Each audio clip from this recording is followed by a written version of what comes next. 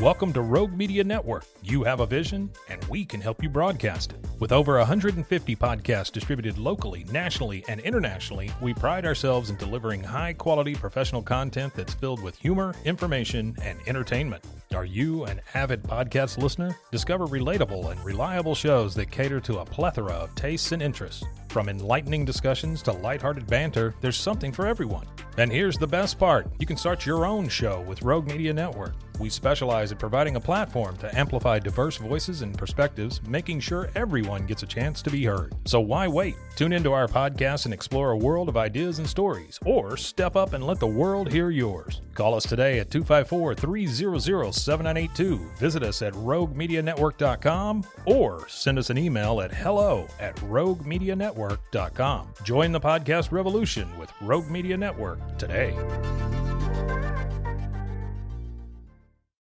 Wine and Crime contains graphic and explicit content which may not be suitable for some listeners. Listener discretion is advised.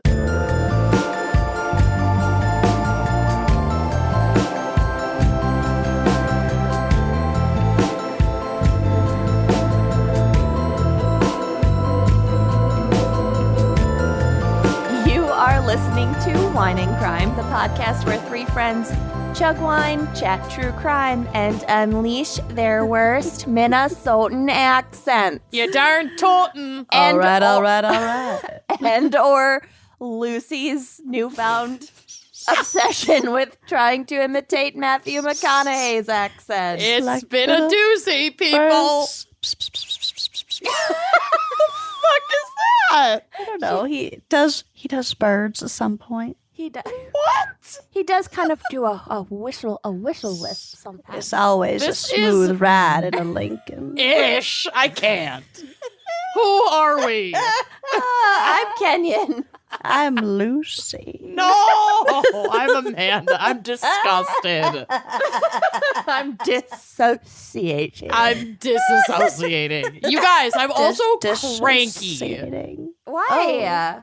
Because, and I did not get enough support on the group text earlier, which is why I am bringing it up again.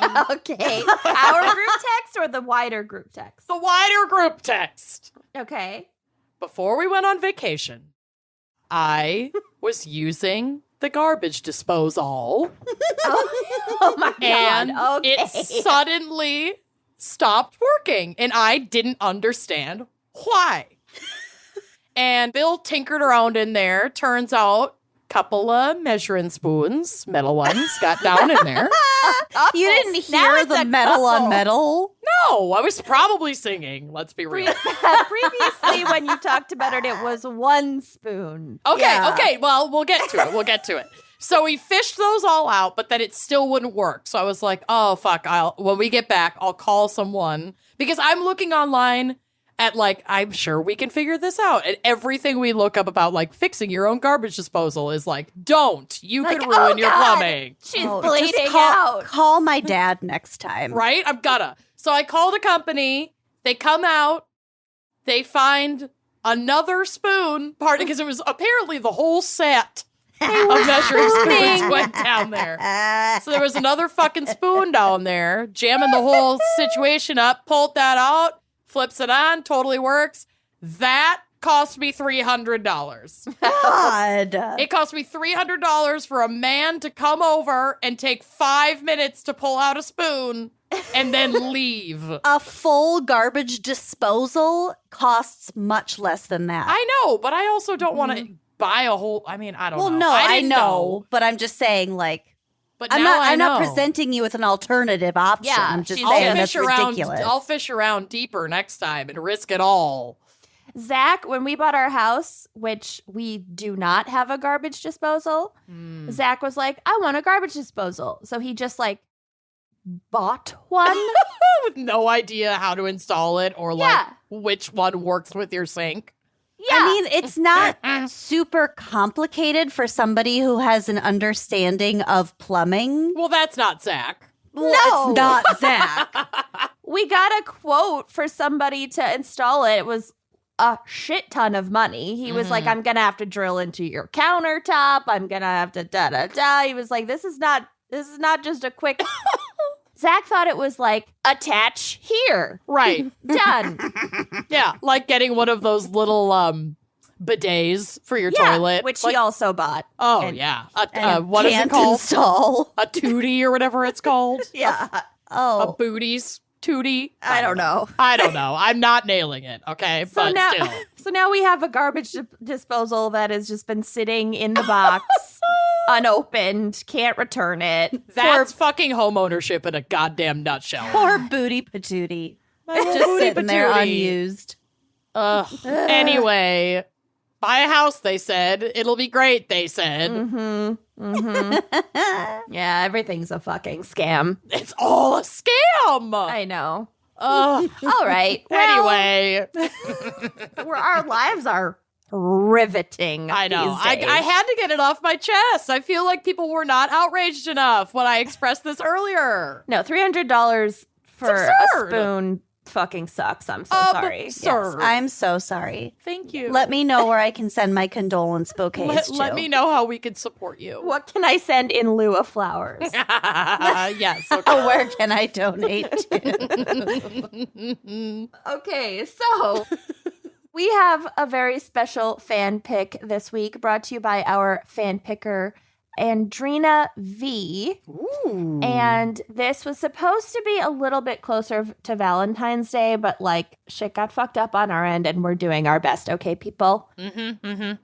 So the subject is Charlie crimes, Oh. as in people named Charlie. Yes.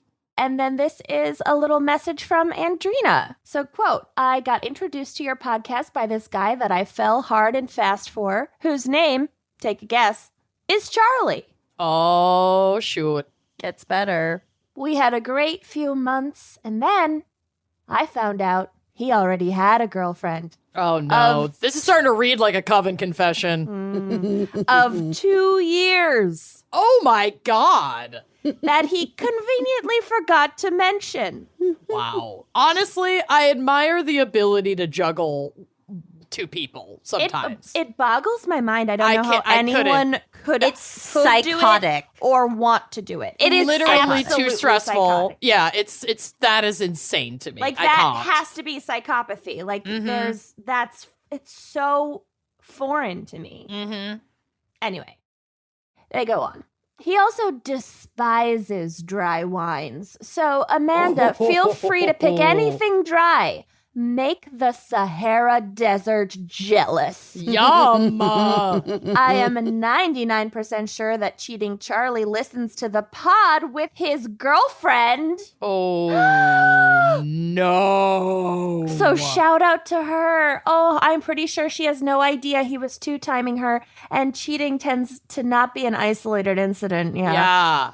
So keep your eyes open, girl. I don't know you, but I have no doubt we could both do better than him. Oh, Hell yeah. my God. I really hope this frees her from her scummy captivity. Yeah, if you got a boyfriend named Charlie and they've been acting sketchy and they hate dry wine, they check their phone. And they like Check this their phone. podcast. Just, you know what? Fucking check their phone. Yeah. Call his mom. This is your Call his permission. mom. Call his mom. He's in a cult. All right. Well, let's get to our wine crime pairing. I'm hoping it's something really fucking dry. Oh, she's dry and topical. I'm sorry, but I really knocked it out of the park with this here pairing. I'm very proud. Because today we are drinking the Charles and Charles Rosé. Yes. Oh, there we go. Double the Charles. Double the fun. the Charles, which I can only read as the Charles and Charles Rosé. This is a Columbia Valley, Washington Rosé. It is a Syrah Shiraz blend, which is basically the same varietal, but whatever. Because he was perpetrating a charade. Yes. Yep. The Charade blend. It is 14% ABV, so it should help you get over your crappy ex. And on the palate, you're going to get some nice, bright red berry fruit, some beautiful minerality, some lovely balancing acidity, and a crisp, dry finish, baby. Yeah. Hear that, We're Charlie? finished. Yeah. Exactly. We are finished. And you can drink it with barbecue, with burgers, grilled fish, pork, fried chicken, boiled crawfish, salads, po' boys, and the blood of your ex Nice. made into a pudding. Ew. Good with seafood, like his shrimp dick. Yup. Yeah. Oh. Fuck that guy. That's body shaming. Oh, I I didn't mean it mean, like that. if your I meant it shrimp just metaphorically. looks like a dick. I mean, There are your plenty dick of looks like a people with shrimp. big penises who are still shrimp dicks in my Listen, shrimp King dicks come in prawn all dick. sizes. Shrimps can be large and small, yeah. and delicious or gross. King Right. prawn. Anyway, one of the best things about this rosé is that it retails for $10 at Total Wine and More. Nice. It's also Stock a- up. Yeah, it's also a cracker, so it's super easy access. And shall we crack? Let's do it. Let's crack. Here we go. Oh, it didn't blow early. Nice crack. Surreptitious crack. Oh, she got it. Oh, she got it. All right. Cheers. Cheers. Fuck you, Charlie. Yeah. Ooh. Charlie bit me and it really hurt. And it's still hurting. Oh my God. All right. Lucy, what is our background and maybe psych for Charlie. I should have researched that, Charlie, for myself. those kids are probably in college. Like They're probably like- both of They're them. probably our age. Dear They God. were the original viral video. Yeah. Ouch, Charlie. It's still hurting. It's very That cute. really hurt and it's still hurting. All right, Lucy. Background and psych. Charlie crimes. Okay, No, never let me move get my on. bones. Oh, No psych. No psych. there's okay. No sight. Got it. Oh, sake. Okay. According to charliesnames.com, Okay. Charlie is a diminutive of I've never had to say that word out loud. Of Charles or Carl and is gender neutral. Mm-hmm. I Charlie didn't know it was a Carl nickname. Oh yeah, Wow. in my case, the person's real name is Carl, but they go by Charlie. Also good for short for Charlotte. Charlene. Charlize. All those cuties. Charlie means woman or man, and that comes from the Germanic Karal. It could also mean free woman or free man, and that comes from Middle Low German Kerl. And warrior woman or army, and that's from Old High German Harry. I didn't realize Cool. to what how it's always been gender neutral. That's very cool. That's that super cute? cool. Yeah. Yeah, I like I that always a lot. loved the name Charlie for girls. Yeah. But I didn't know the etymology of why I loved it so much. It's Yeah. not like a subversive gender neutral. It's like, no, it's Legit. always been gender neutral. Love it. From babynames.com, quote, as a standalone name, Charlie has been commonly given in the United States since the year 1880, which was also the year that the Social Security Administration first began recording data for baby names in the first place. So it's probably popular even before that. That's just the first time we recorded it. Yep, exactly. Cool. It became more popular in France in the 1930s, but did not gain traction in other countries until the late 1990s and early 2000s. So she's all over the world. Yeah. Besides the name, Charlie is a code word representing the letter C used in radio communications. So K is kilo, L is Lima. Yep. Oh. I don't know what Adam A is. Bravo. Oh, Alpha, yeah. During the Vietnam War, American military slang referred to the Viet Cong and the North Vietnamese soldiers as Charlie, and that was short for Victor Charlie or VC in this radio code. Okay, that makes sense. Apparently, Charlie can also mean cocaine and possibly heroin, and I guess we'll kind of get to it. Weird. Okay. So I looked up Charlie in Urban Dictionary, and she's a mess. Like, Okay. Urban Dictionary, are you okay? Oh my God. Okay. Like there are just a lot of definitions. Well, there's a lot of definitions and usages, and some of them are wildly specific, and you can only assume there's a lengthy backstory. Oh God. Yes. So Who hurt you, Charlie? Feel free to read into these as much as you want. Oh my God. Okay, I'm so excited. So here's just a sampling from the Charlie page. And like I said, please don't expect it to make any kind of sense. And I really doubt that our fan picker will agree with most of these. So here we go. Charlie is a truly unique human being. He may tend to believe he doesn't have many true friends, but little does he know how many people admire, care for, and think about him. He has a strange affiliation to waffles. Charlie is the jewel of the earth. What? What is happening? I thought Urban Dictionary was like I'm deeply confused. to us elder millennials what slang means. Apparently anybody can go in and put anything they want as any definition. That's some bullshit. Okay. Yeah. Can we honor Urban Dictionary? The here, original. people? Some of us need a dictionary. They just get increasingly sillier. That's why I'm reading them. Okay. I think they're funny. So here's the next one.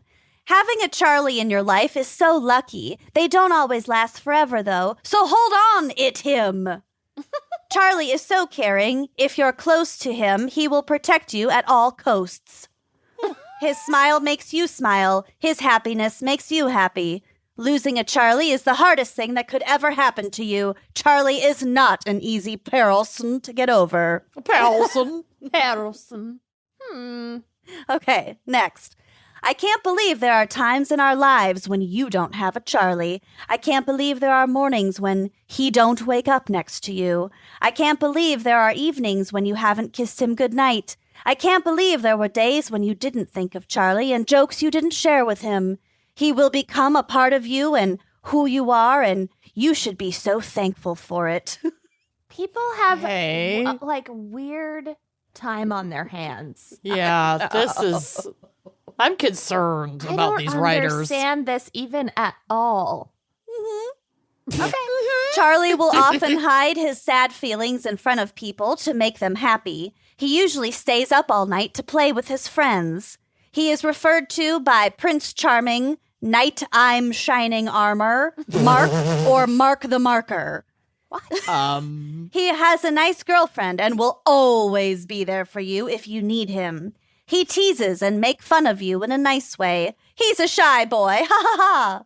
He likes memes and making people laugh. He likes to also shatter his friends with compliments. Shatter.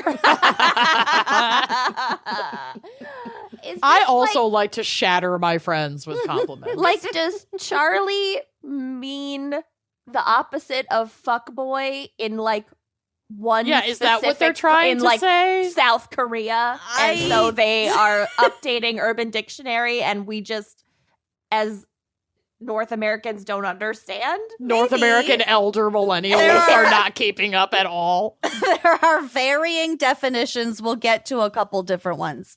Okay. A Charlie is normally quite tall and popular, and most people know him. You should be so lucky to date a Charlie. He is the most handsome, hot guy around. I love Charlie. So, Wow. like, not a Chad. I guess so. Opposite of a Chad. Okay. Or here's this different definition. Charlie is an easily annoyed and confused unicorn that is always being pestered by yes. a purple unicorn and a pink unicorn. I've watched those videos. They've taken Charlie to Candy Mountain and Charlie. stole his kidney, taken him to the Banana King and robbed him, taken him into the ocean and broke his horn off, and tried to blow up the moon with him on it. Yep. Anything that sings to Charlie will explode. I feel like I've eaten a pot brownie that I thought was a regular brownie. And I'm like, oh yeah, I know all these internet memes. Amanda's like, oh, I've seen that. What? You have Like when definitely you seen it. first... No, I have not. I No, I have guarantee it. not. Like when you both Got a candy mountain, Charlie. started doing Animal Crossing, and I was just like, what are they talking about? Who It was slipped like, me hallucinogenic? yeah. Or like in The Office when Andy is having the like film club with Jim and Pam, and they're talking over him, and he's like, They're that is seeing what I things feel that I like. just can't see. God. Well, Here's my favorite definition of Charlie. Quote, always a cutie with a big cock. I feel like, okay, so it's generally an archetype of the opposite of our fan pickers experience. Cutie with a booty. I guess. So I also compiled a list of my favorite example sentences from Urban Dictionary. Quote, I'd sell an arm and a leg and also probably a kidney just to live another lifetime with Charlie. Wow. Quote, I love Charlie's big dick. Hey. All right. Wow, look at him. He's so handsome and tall. Okay. Cocaine addict number 1. Is Charlie with you? Cocaine addict number 2. Yes, he's in the men's toilet. Oh, that'll do it. Only cocaine addicts say this. Not cocaine curious. Having known and maybe dated a couple of those, I don't know if they say this either. I'm gonna be real with you. This is my favorite example. Quote, I'm only dating Charlie to be more social which actually backfired because he's not letting me flirt with others at work.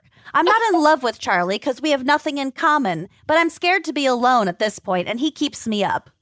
Oh my God. I mean, relatable. Also, no one should stop you from flirting at work. Just Yeah. a casual Flirt at work. That Work is what the work only is place for. you're like super allowed to flirt. I Right. flirt with you two all the fucking Yeah. time. Yeah, that's Yeah. what work is for. We had a whole episode where we were all topless. Yep.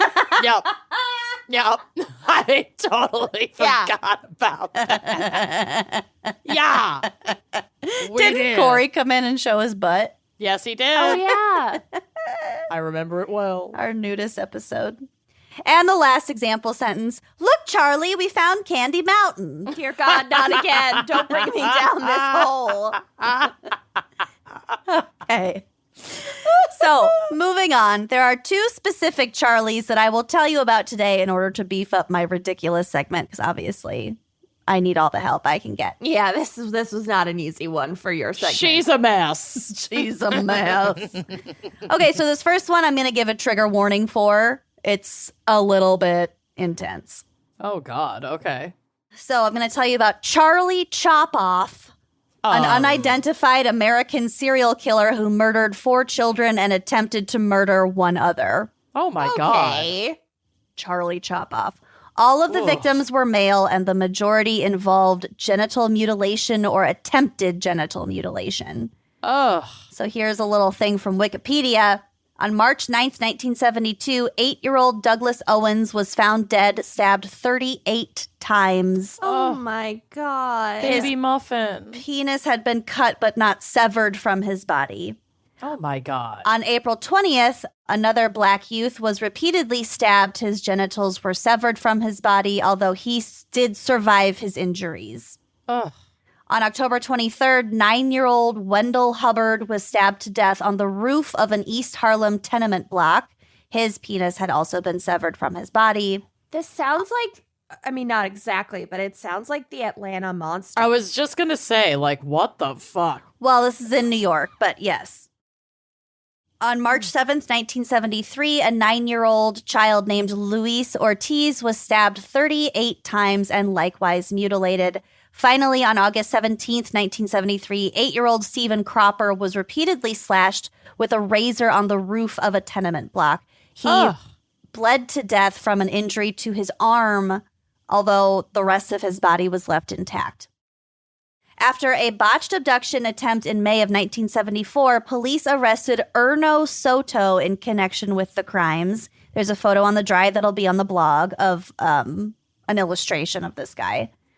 Soto had been in and out of the Manhattan State Hospital since 1969, and he ended up confessing to Cropper's murder. That was the last one. His surviving victim told investigators that Soto did look like his attacker, but he didn't positively identify him. And the police didn't have a whole lot of actual evidence. There was like one anonymous eyewitness, but like no like fingerprints and bloody knife and stuff like that. Plus, this guy was like acutely mentally unstable. So rather than stand trial, Yeah. I'm shacked. rather than stand trial, he was just sent back to a mental institution. So we still don't know for sure who Charlie Chopoff was. Did he stay in the mental institution until he died? Was he ever released? I don't think so. I don't think he was released. Okay. Not a lot of information out there about this guy, actually. Yeah. Okay, so that was a quick turn. And so my last... Imagine being, like, what fucking Daily News, New York Post headline writer came up with Charlie Chopoff. That's psychotic. A child mutilator and murderer. That's gross. Yeah, it's really gross. That's some fucking... Yeah. No thanks. So my last Charlie is a much less brutal story, but it also involves a dead child. It is less brutal, though. Love a theme. This is Charlie the Skeleton. Oh, my God. From Wikipedia. Charlie is the name given to a Neolithic skeleton of a 3-year-old child found near the ancient stone circle of Avebury, Wiltshire, England. Charlie was excavated from Windmill Hill, Avebury, in the 1920s and is currently on display at the Alexander Keeler Museum at Avebury. And there is a picture on the drive that'll be on the blog of the skeleton. He's really cute. He is cute, all curled up. All curled up with his big old skull. He's so cute. There is a certain amount of controversy surrounding the display of the skeleton. The Council of British Druid Orders demanded that the skeleton be reburied where it was found or as near as is practically possible, claiming that putting a skeleton in a museum as an attraction is disrespectful. The archaeological community fear that reburying Charlie will lead to a dangerous precedent being set. Historians have also argued that Charlie's skeleton should be kept in a museum so it's available for research. English Heritage and the National Trust held a public consultation on the future of Charlie, and in April 2010, the decision was made to keep the skeleton on public view. A little famous Charlie. Okay. All right. It's just so cute. Sweet baby. Sweet angel. Sweet angel Charlie. He's in really good condition. He is. He looks great. Considering his age. Look at his teeth. He looks phenomenal. That Charlie is quite charming. So charming. Actually. Yeah. Great skeleton. So I, for one, am glad that Charlie is on display for educational and research purposes, but I totally understand where the Council of British Druid Orders is coming from as well. It's a heritage, it's a cultural thing, you know. Yeah, absolutely. Yeah, so anyway, fuck Chop Off Charlie and love Sweet Charlie the Skeleton. And that's really all I cared to research about this particular topic. I'm so sorry, Andrina, but this was a little bit of a struggle for me. Hey, you nailed it. Yeah, you did. And we're going to, get to some other shitty Charlies here. We'll get to it. Yeah, I think Kenyon's was quite long, so maybe this just leaves room for... Mine is long, but it is bonks. Yeah. I'm so excited. I have kind of a bonks case today, too, and would go a little longer than my usual 2 pages. Perfect. We nailed it then. We really did. Quick word from our sponsors. Let's do it. When it comes to weddings, there are moments you'll always remember. And it's not just about walking down the aisle or cutting the cake. We didn't have cake. We had babka. Yeah, you did. It was delicious. There are a million little moments that really stick with you, and those are the things that you want to remember the most. So I just loved celebrating with all of my friends and family from around the world who came to South Africa, and we got to do the hora together, which... Oh, that was so fun, and you spilled so much red wine all over your dress. It was amazing. I sure did. It was amazing. But in all the moments leading up to your wedding day, here is the most important thing to remember in the planning process, and that is Zola. Oh, yes. So whatever kind of wedding you're planning, Zola.com is the one place to start. They have got your back for all of your wedding needs. That is why over 1 million couples have planned their weddings with Zola. It is unbelievably easy. Kenyon used Zola for her wedding, and as a guest and a bridesmaid, it was just so easy to keep all of that information in one place. I feel like I helped you with some spreadsheets and things like that, and then when I got into your Zola account, I was like, oh my God, everything is here. It's so convenient. It's unbelievably convenient. If you're looking for a wedding venue, Zola will give you personalized recommendations. If you want an incredible and really simple gift registry, you'll find everything you need from classic cookware to cash funds.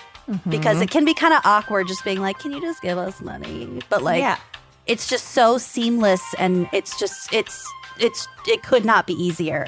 Zola can even help you create stunning save the dates, invites, and a matching wedding website.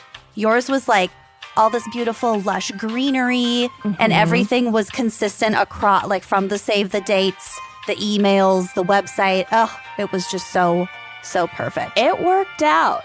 It really did, and weddings can be really expensive, but planning with Zola never is. All of their planning tools are completely free to use. And it's not just free, it's risk-free. You can get free personalized samples of your invites so that you can try them out before you buy them, and of course, free envelopes and guest addressing.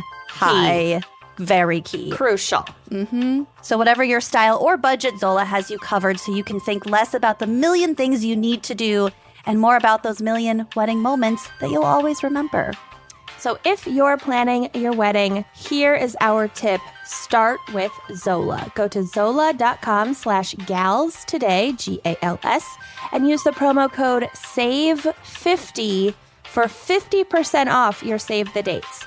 Zola is the one place to start for your wedding day. That's zola.com/gals, code SAVE50. And treat your nuptials. Treat 'em. So we want to tell you all about one of our favorite podcasts, and it's created by some friends of ours. Have you listened yet to Affirmative Murder? So good. So good, so fun. So Affirmative Murder is the true crime comedy podcast hosted by best friends and amateur couch detectives Alvin Williams and Francelle Evans. I love following their social media too. They make hilarious little like TikToks and videos, and they're just great content all around. Really good content. So join them every Monday for new episodes where they discuss everything from cold cases to why the McDonald's ice cream machines are always broken. They're not broken. No, they might just be filthy, but they're not broken. So all of these and more mysteries of the universe. They like to focus on marginalized groups, which is excellent. And they, like I said, they're just hilarious. You have to give them a try. So if you like your true crime to feel like it's being discussed like over party wings and margaritas, maybe in like a dimly lit chain restaurant. Yeah. But like in the best possible way. That's a compliment. It might not sound like one, but it is.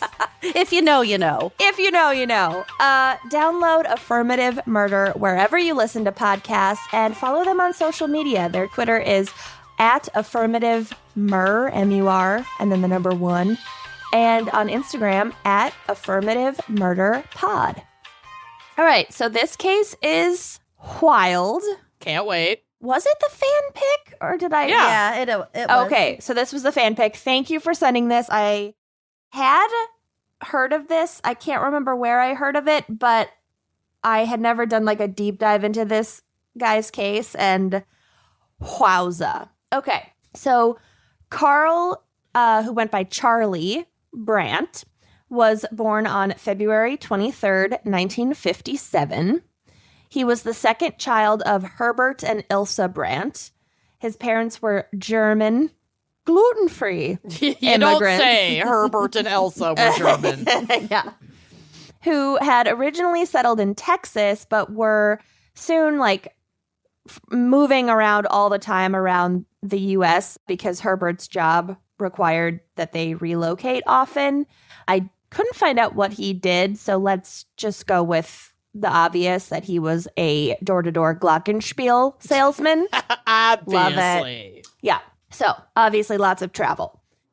As a result, young Charlie and his older sister Angela attended, or maybe Angela, Merkel. attended multiple different schools throughout their childhood.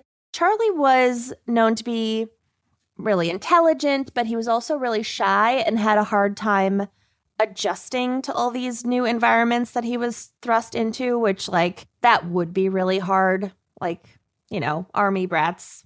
Yeah, No. for sure. It's that would just be hard. In January of 1971, the family was living in beautiful Fort Wayne, Indiana. I know it well. Never, ever been there. I'd know it anyway. Ilsa had since given birth to 2 more daughters who were both still infants, so there was a bit of an age gap between the kids.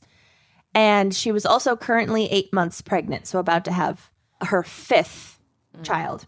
Then, just one night, Herbert and Ilsa were both in their house's primary bathroom. I believe it was an ensuite bathroom. Herbert was shaving. Ilsa was taking a bath. They were just kind of like winding down for the night when 13-year-old Charlie entered the room carrying his father's handgun, Oh my God. which was kept in a dresser drawer in the parents' bedroom. Okay, not great. Get a safe. Yep.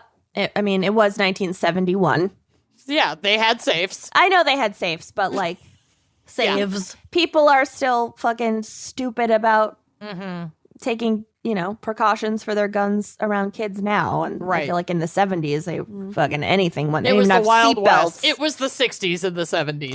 It was the wild Midwest. Yeah. I mean, it was hard to find a dresser drawer without a gun in it, Right. unsecured. Fair enough. Yeah.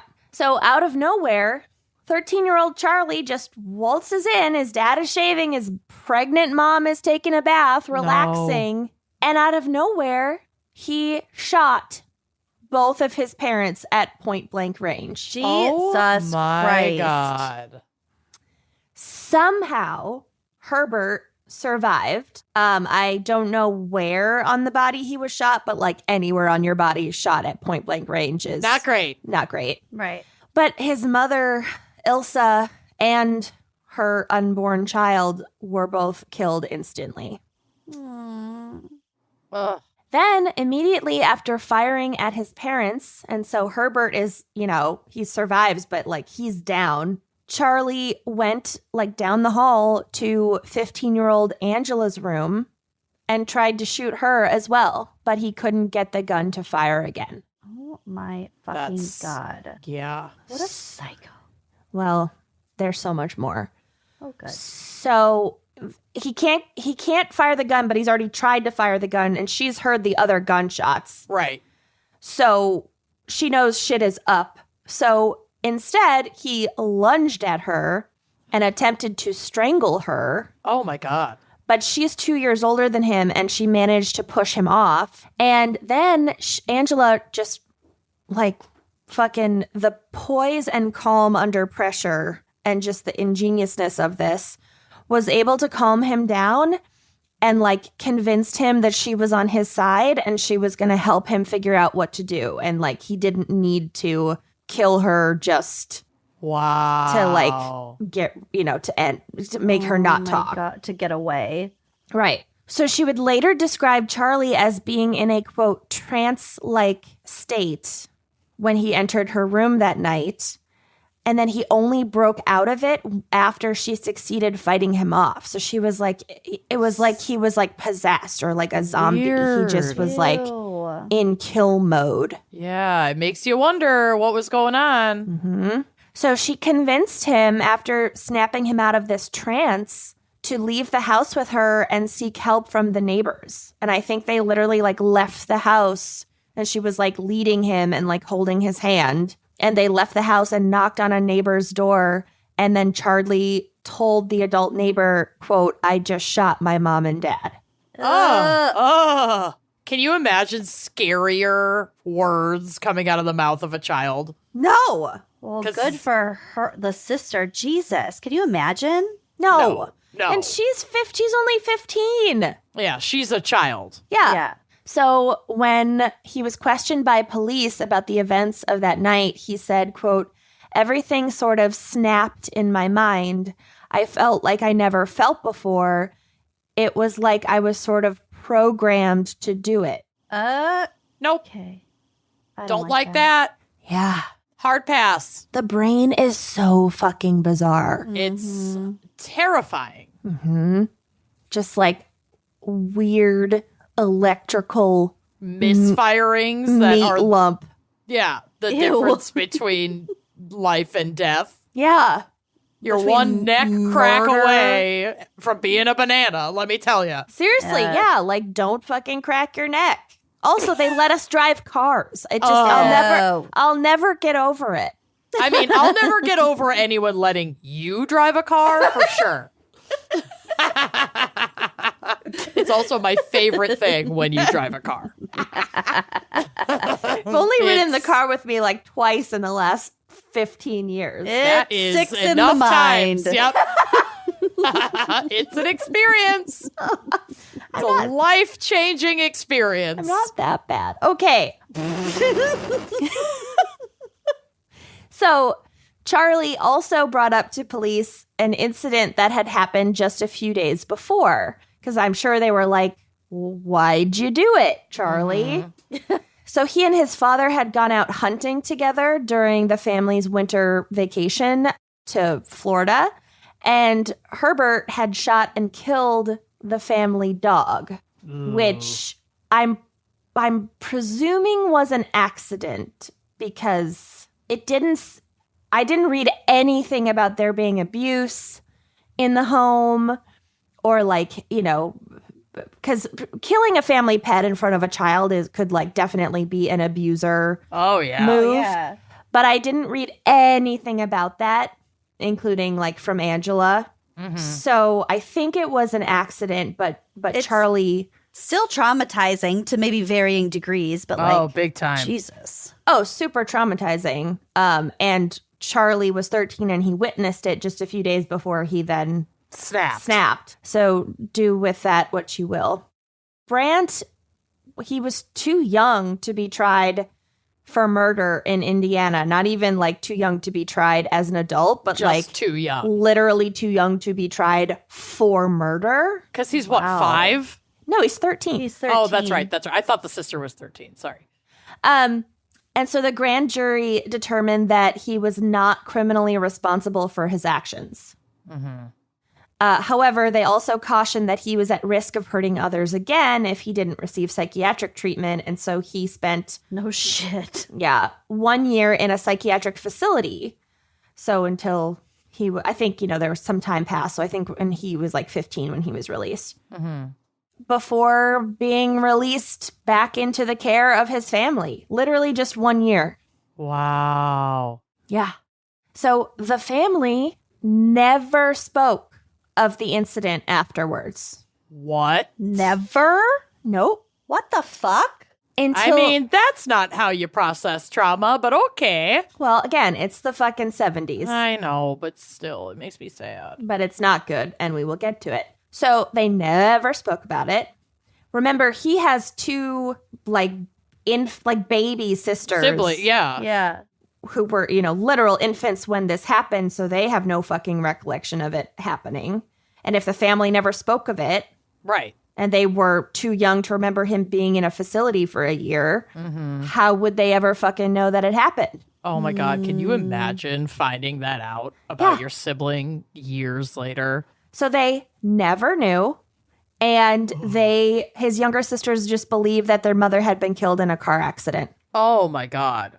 So not only did they never talk about it, they actively made up a lie to To cover it. explain the mom being dead, yeah. Yeah. Oh my Lord. Okay. So by the time that Charlie was released from the psychiatric facility, his father had remarried and moved to Florida full time. And so Charlie, when he was released, lived together with his father, his new stepmother. What a treat for her. And all of his siblings, so all of his three sisters with his deceased mom, for only a year before his dad, Herbert, decided to move in with his wife and 2 younger daughters back to Indiana, and then left Charlie and Angela in the care of their grandparents. And I don't know if that was like for work and the older kids wanted to stay in the school, and like be with their friends. If there was like some sort of logical explanation that like sometimes families have to do this, you know, or if it was like a weird thing that just compounded trauma. I don't know. But Charlie and poor fucking Angela are staying in the care of their grandparents where they spent the remainder of their teenage years. Excuse me, I'm burping. She's excited. So after high school, Charlie received a degree in electronics and found a job working as a radar specialist for the Aerospace and Defense Division of Ford Motor Company. Dang, okay. Wow. And also, we got like, a good job. We're getting our shit on track. Yeah. He was a smart kid. He finished high school. He got this good degree. He got this good job. His crime happened when he was so young that it's not like it was on his permanent record. Yeah. You know, there's no It's way. just crazy to me that, like, I agree with their decision not to try him necessarily at the age of 13. But, like, you see cases now with young people who are criminalized by the system that are tried for much lesser things than murder at ages of, similar, like 13, 15 years old. I just can't imagine that happening today, I guess. I think maybe more ongoing psychiatric care and monitoring would have been called for. Right. Like, maybe, I don't know, unless you're there working with the person directly, like, how can you say, like, he should have been kept in a full-time psychiatric facility for longer? Right. Maybe not. Maybe it did maybe make he sense. got exactly what he needed. Yeah. Who knows? Well, he didn't. We will get to it. But, Well, like, there you you know, go. you just, like, you don't know until you're, like, dealing with that person. But, like, definitely fucking checking in on this person. Yeah. Doesn't sound like he got any kind of therapy No after he got follow-up. out. Yeah. All of a sudden, he gets out. He has a new mom. Yeah. And, like, And no then one it's just talks like- about it. And you have to lie to your kid sisters. And then your dad and your new mom piss off. Leave. And then you're there. Like, This is oh my so God. fucked up. Oh my God. Yeah. I'm going to venture a guess that shit goes down again. Oh, yeah. So, and it's really dark and horrible. So, in 1986, Charlie married a woman named Teresa Helfrich, and she went by the name Terry. Before the marriage, his sister Angela and her husband Jim had reached out to Charlie to advise him that he should not go forward with it without first confiding in Terry that he'd murdered his mom. You know, Okay. they were like, look, if you're gonna marry, like, we like Terry. Yep. If you're gonna get married, you have to be 100% honest with your wife. You can't have that secret. Yeah. Yeah. Not great. You gotta tell her. But it's unknown whether or not he heeded their advice and whether Terry knew this information either before or after she married him. And we will get to it in more detail. There are some signs that she didn't know fucking anything. And then there are other signs that maybe she did know and was like Terry. keeping very mum about it. Uh-oh. Like everyone fucking else. Yeah. So the couple moved into a house on Big Pine Key in the Florida Keys. Gorgeous. Gorge. I know. I'm jealous. So he continued working for Ford Aerospace, which I never thought about, like, Ford Motor Company working Can you in imagine aerospace. just your husband's truck just flying in space? Just with, like, wings flapping. My That's God, what he'd this be so is, right? excited. He'd be so excited. Never come back to Earth. Think of how many haystacks he could fit in the back of that thing. Listen, he gone. He just loves cosplaying as, like, a rural person. I noticed when he was in Iowa. Yeah. In Because his they- Mustang convertible. It's a bad day to be a bush light. Oh my God. Okay. The husbands. So his job with Ford Aerospace required him to travel regularly, much like a glockenspiel salesman. So It's all falling into place. People who knew Charlie and Terry as a couple would later say that they seemed like the perfect couple. They had lots of common interests. They seemed like really connected with one another. Cute pics on Facebook. Uh-huh. According to one source, quote, they often did things for each other that made the other feel good. One of those things was that they would make their lunches for each other because lunch tasted better when it was made by one who loved you. Ick. Lunch tastes better when it's made by a woman. Well, no, it's like he made her lunch for her. I know. They probably I sucked. know. It's so foreign to me. A bologna sandwich is a bologna sandwich, no matter how you spread it. Let me tell you. So then in early September of 2004, so they've been married a long while. time. Yeah. They got married in 1986. Yeah. The couple were forced to evacuate their home in preparation for Hurricane Ivan's landfall, the one downside of living in the Florida Keys. Terry's niece, though, Michelle, invited them to stay with her in her house near Orlando. And Michelle Jones was a 37-year-old, like, successful TV executive. She had a big house. She had plenty of space to put them up. She wasn't far. They could, like, you know, drive up and stay with her and just kind of ride out the hurricane. It's a good situation. Absolutely. Unless you're a fucking murderer that no one's talking about. She was also, Michelle was close with Terry, so her aunt. Terry is Michelle's mother's sister. Okay. But Terry is also only 8 years older than her niece. So They're were more like cousins or siblings. Yeah. Exactly. They had kind of like a sisterly or close cousin type relationship more so than aunt and niece. They were good friends. So Michelle had also always liked Charlie. He had been in her life for a very long time. You know, she found him a bit quiet and a little eccentric, but she liked him. They didn't have any issues or problems.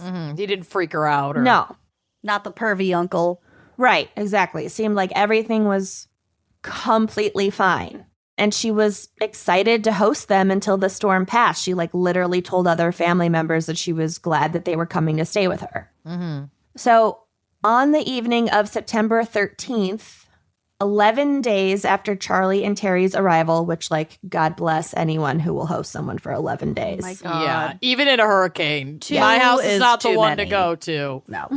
It is not hospitable here. So this was actually the day that they had originally been scheduled to leave before deciding to stay an extra night. And I don't know why they decided that. It might have been the weather. It might have just been they were having such a good time. I don't know. One of Michelle's friends was supposed to come over for a visit that night. However, Michelle called her and dissuaded her from coming last minute because Terry and Charlie, she said, had a little bit too much to drink and they were in an argument. Uh-oh. So Michelle was like, never mind, don't come over, like my aunt and her It's awkward husband over are- here. Yeah, Yeah. exactly. So after that night, Michelle stopped responding to phone calls from friends and from her mother, who she was always normally in very regular contact with. So it was unlike her to not pick up and answer. I don't like that.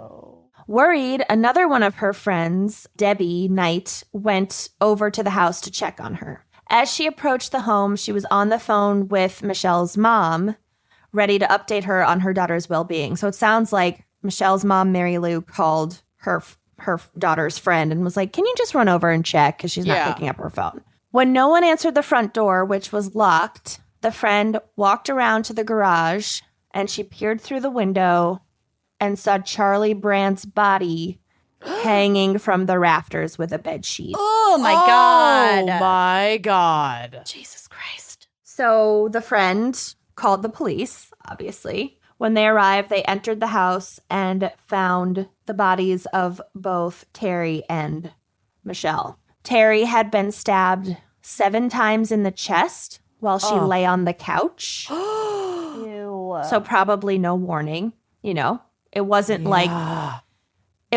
there was an altercation and she was stabbed. It was like she probably was asleep or like just chilling on the couch. Yeah. Michelle's body was in her bedroom, and just prepare yourselves. This is really bad. She had been decapitated and disemboweled. Oh my God. What? No. Oh, how old was she again? She was 34, 37? Let me see. 37. All of her organs had been removed and her head had been placed next to the rest of her body. What? Nope. Like positioned. No, that's not. Nope. Wow. Mm-hmm. No. Jesus Christ. So the murder weapons were determined to have been knives from Michelle's own kitchen. Mm-hmm. All 3 bodies were locked inside the house and there was no sign of break-in or any sort of struggle. Wow. So it's obviously someone who was there. He just likes to sneak attack. He just Yeah. went robotic again. Mm-hmm. Yeah, I want to know what sets this guy off. Women. Yeah. Investigators determined that Charlie Brandt had committed both murders and then died by suicide, died by hanging himself. Oh my God, I just realized I know someone named Charlie Brandt. What? Like, this sounds so familiar. Who do you know named Charlie Brandt? A girl I Charlie Brandt. My friend Charlie Brandt. a girl I went to college with married someone named that. Cool. Yeah. Good for her. Anyway, So I should check on her. yeah. So at first, this whole fucking murder-suicide scenario seemed completely baffling to folks that knew any of these people. Initial news coverage described a shocking murder-suicide in a family where no one had ever seen any previous indications of violence. That is, until Charlie's sister Angela came forward and told police about her brother's past. Oh, God. His juvenile, I think Herbert had died by this point, so he wasn't around to like testify. I don't know. Angela was the one that came forward. Charlie's juvenile records had been sealed, and no one who knew him as an adult, besides his sister and her husband, had any idea about his previous murder and attempted murders. My God. God, this is so gross. This would also mark the first time that his 2 younger sisters, who were now in their 30s, found out about Yes. would learn the truth about their mother's death. Oh, the trauma, honey. The trauma. Yeah. Ah. Yeah. Oh, my God. I'm just like clutching my face listening to this. Yeah. Gross. So Michelle's parents, Mary Lou and Bill, have stated repeatedly that they do not believe that Charlie ever told his wife, Terry, about his past. Bill explained, quote, "I don't think she would have married him, period, at all, had she known." They also have publicly expressed anger at both Angela and Herbert for allowing Charlie to keep his violent past a secret from most people in his life. Mary Lou also claims that Angela confided in her after Terry and Michelle's murders confided in her after the murders that she had been terrified of her brother for years. Quote, Angela said that she was glad that Charlie had, and this is her words, committed suicide because now she could sleep at night. Oh, my God. For some, I don't blame her. That's just so sad. I know. For some 20 years, she would not allow the air conditioner to run, the windows to be open and unlocked in her home because she was afraid. She was afraid Charlie would come back to kill her. Oh, can you even? Her brother. Being afraid that he felt like he might have had like unfinished business with her. Oh, I just got chills. Which could equally be a very valid fear Or or a just very a trauma valid response. trauma response. Yeah, Yep, exactly. 1,000%. I just feel so terrible that she has lived this way for so long. Yeah. However, Angela's now ex-husband, Jim Graves, who was close to both Charlie and Terry, believes that Terry was, in fact, aware of her husband's past. He recalls that, quote, after they got married and I went down to visit them, I asked them when they were going to have kids. And she told me, considering everything, that she didn't think it was a good idea. That could account for other things, but yeah, I mean, that's definitely sus. The words considering everything. I mean, I say that. And then just gesture at the world. Right. Considering everything. All of this shit. Right. But yeah. Right. But that's what he believes. He believes that Terry was aware. And didn't want to like pass on whatever psychological trait might be lying dormant in her husband. Or put her children in danger. In danger, yeah. Right. So he interpreted this comment as a reference to Charlie's murder of his mother. Jim would later recall other conversations he'd had with Terry that would prove to be instrumental in trying to piece together the full extent of Charlie Brandt's crimes. Oof. Even more disturbingly, the condition of Michelle's body had led investigators to believe that Brandt may have had experience dismembering a body. What? What the Chop fuck? off Charlie. No. When they searched his home in the Keys, they also found records of him regularly searching online for snuff films and autopsy photos. Which, like, same, but only for we have a podcast. It's for work. It is for work. I don't actually want to see it. Literally for work. There's a difference. Yeah. She rationalized anxiously. I want them to be blurred out. I don't want to see it. Right. Yeah. It's for the blog. Just throw Andrea under the bus. So she needed photos for the blog. Andrea made us do it. Hi, Andrea. I would also do anything Andrea asked. Oh, anything. Without anything at question. all. She has would- us wrapped around her finger. We would die for you. Anyway, continue. So, more cryptically, they also found diaries that Terry had kept, and I think that these are a bit of a stretch, but let's talk about them anyways. Oh, I love a Dear Diary moment. Dear Diary. I love a good stretch. Let's speculate wildly about Terry's personal writing. Hell yeah. So in the words of the lead investigator on the case, quote, they weren't detailed writings. They were just something very simple from went fishing, caught a good blue bull dolphin. I don't know. Sorry, I'm fucking this up. Saw my husband dismember a body. Blue dolphin. I don't know. Bull Bottle nose. I don't know. Blue horn. Nice dinner with Charlie. Boat ran out of gas. Buy steaks for dinner. We only found a couple of interesting notations, and those were, quote, weird day. But there's nothing more specific, and we have no idea what occurred to cause her to write that. Okay. Weird day. So I think that's a bit of a stretch, but like one possible interpretation of her writing that in her diary was like, Weird, I Charlie- found out my husband killed his mother. Yeah, or like today. he's being really weird and off and I robotic. don't know what to do. Mhm. Yeah. And then more interestingly, Terry's diaries also noted nights when Charlie stayed out late, sometimes even all night. Ooh, don't love that. Don't love that. It makes you wonder if there are more, Yeah. if there's like an Israel Keys situation happening here. Oh Yep. my God. So working under the assumption that Brandt had likely killed before, police combed through a list of cold cases for ones that they could match to Brandt's MO, which like they're not going to exactly match to his MO because his MO was literally killing his own family. Yeah, go But- wild in the night and shoot your mom. Right. Also to his like work travel records, along with like cross-checking the dates that Terry noted him being gone with no explanation. Yeah.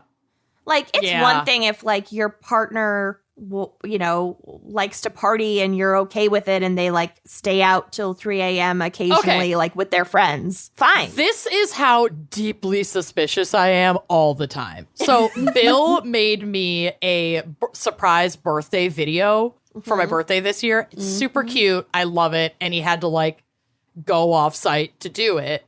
And he told me that he was doing a video shoot for some shop. And I didn't really think about it too much, but like, because he does that for work. But like one thing he said was weird. And I was like, well, where is it? What store is it? What food do they have there? Like, and he couldn't give me answers. And Andrea, our friend / our producer, was staying with me that weekend, and Bill left, and I turned to her and I was like, what is he doing? Like, He's lying. he's lying. What is he doing? And she's like, I can't tell you. And I was like, is he proposing? He's proposing, isn't he? Oh my God. And just like losing my shit. He You're was the making me a worst. He was wasn't- making me a birthday video. wasn't proposing. He soups wasn't proposing. But like, one-off thing. So can you imagine if Bill just didn't come home for a night? I know. I don't get it. I couldn't do not accept get it. one strange inflection in his voice in the explanation of something he does commonly for work. And I wouldn't let it go. Good. For like weeks. You until he shouldn't. finally showed me this video. And I was like, oh, okay. You don't know. He could have been a murderer. He could have murdered his real mom, and his mom that you've met is actually his secret stepmom. You don't know. You don't know. If that's the case, Maybe. she's done a wonderful job. Anyway, so yeah, I don't really get the staying out all night without any explanation repeatedly thing. I couldn't live in that marriage, but we hear about it time and time again. Mm-hmm. So the police ultimately looked into him in connection with 26 unsolved murders in Florida. No. Oh my God. Dating back to 1973. And the fucker had the audacity to end his own life so that we couldn't, like, really get to the bottom of this shit. Well, I mean, we don't know that they looked at him in connection to these unsolved cases. I know, that's what I mean. And now he's gone and we can't actually, like, confirm any of this. Right. Ugh. It proved extremely difficult to prove anything beyond tenuous connections, with one exception. Here we go. It was the 1989 murder of 38-year-old Sherry Parisho. Sherry was unhoused and spent most of her time living on a dinghy in Big Pine Key, only about 1,000 feet from their home. Okay, God. so I'm telling you, it's always somebody that you, like, know in passing. Yeah. Like, don't have any acquaintances. Not like having friends is safe either, though. So be a recluse. Yeah, I don't leave my house, so. I'd finger you guys. We know. And have. We know. We We know. Loyalty, you have many wonderful qualities, but like Not one of them. not one of them. I don't want to go to hell. You are Catholic. It's not your fault. Yeah. You're not a ride or die bitch. Yeah, if I need to bury a body, it's Kenyon, Scott, and Courtney that With I'm her calling. back.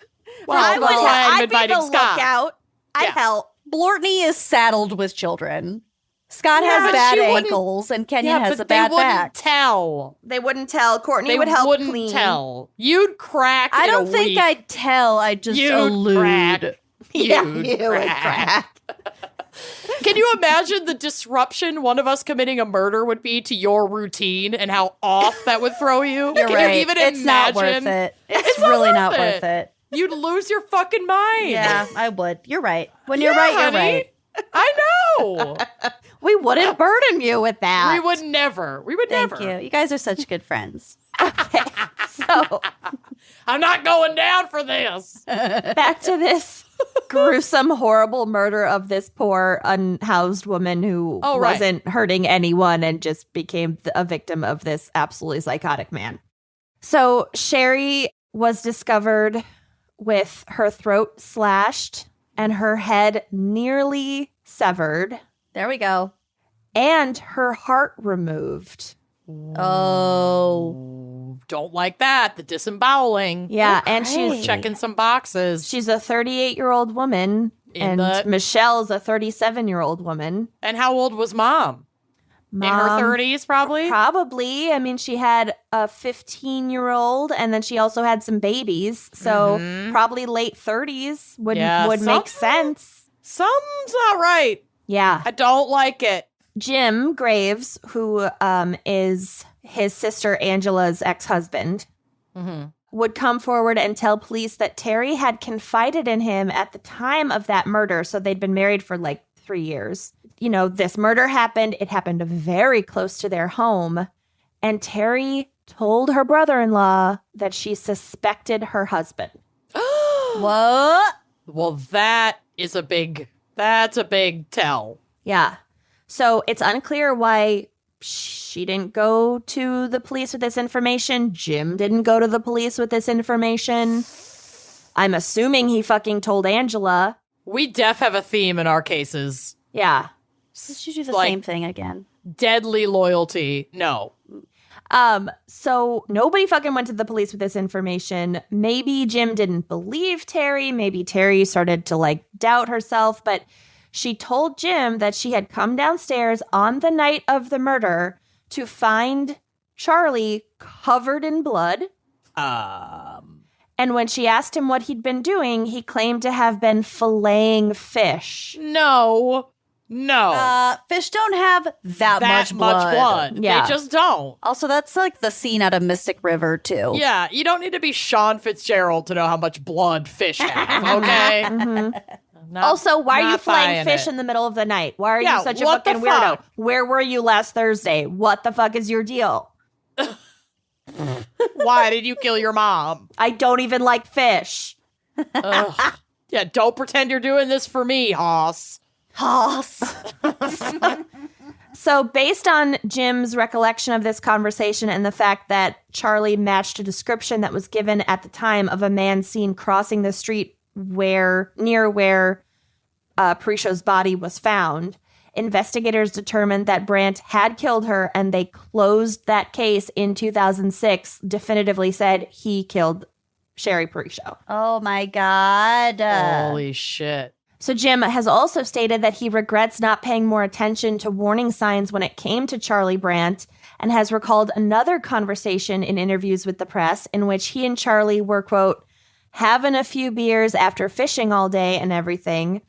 I was just really despondent.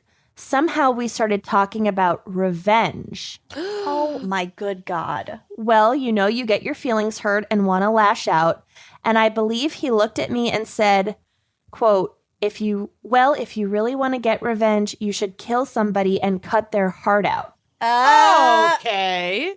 And it really creeped me out at the time. And Well, yeah. If you really want to get revenge, you should go fillet some fish at 3 a.m. In the middle of the night. Your wife doesn't even like fish.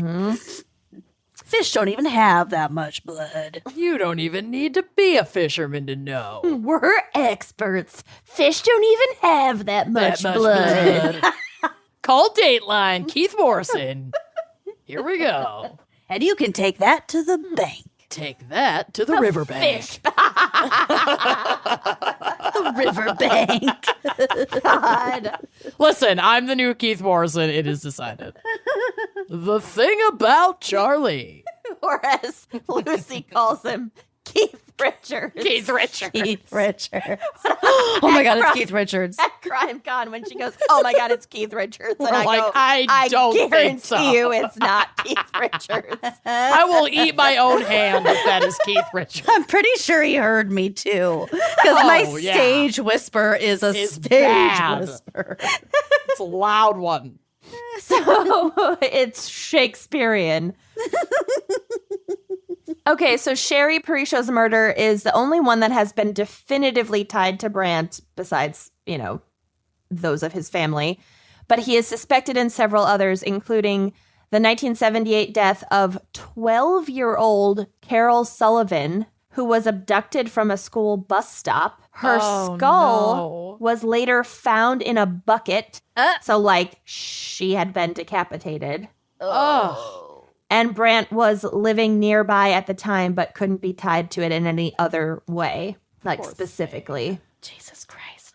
Also to the 1988 murder of 20-year-old Lisa Saunders, who was beaten and stabbed and later found with her heart missing Big Pine Key, Florida. No. He did that He did one. it. He for did it. sure. Yeah. Yeah. God. So he was a fucking secret serial killer. Uh-huh. And there's more. Dope. There's Great. more. Great. The 1995 murder of 38-year-old Darlene Toller, a sex worker from Miami whose body, missing both a head and a heart, Good God. was discovered near a stretch of highway that Brandt regularly drove on for work. And even more damningly, a mileage log that he kept records 100 miles traveled on the day she went missing, which is the exact distance between Miami and Big Pine Key. So he went to Miami and picked up a sex worker and drove to Big Pine Key and murdered her. And Oh my kept a God. mileage log about it for tax purposes. What a Ugh. freak. Killed her and got a write-off. Ish. So with nothing beyond circumstantial evidence, although some of it is like hardcore. He fucking did it. No, he's dead. We can say it. He fucking did it. He did all those.